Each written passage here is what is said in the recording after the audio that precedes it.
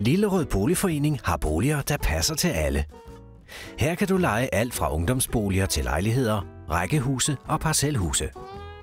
Og er du først blevet lejer i boligforeningen, så er det meget nemmere at skifte til en anden bolig, hvis dine behov ændrer sig.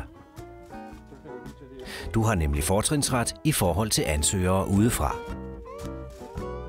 Som ny lejer i boligforeningen starter du måske i en af ungdomsboligerne på Kirsebærgården. Her er både 1- og 2-rumsboliger i et velfungerende ungdomsmiljø. Eller du finder en lejlighed for eksempel på Ørnevang. Her er alt lige fra små 1-rumsboliger til store rummelige 4-værelseslejligheder. Boligerne har alle enten altan eller have, og der er gode udenomsarealer for børnefamilier. Senere får du måske lyst til at søge nogle af de eftertragtede boliger i den ældre boligmasse.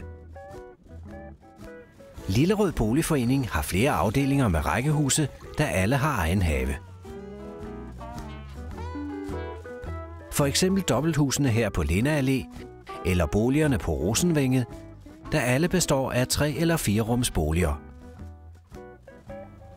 Og på Ruvænget har Boligforeningen 35 små parcelhuse, alle med udhuse og store haver. Men lige meget hvor du vælger at bo, så vil du altid bo i velpassede grønne omgivelser,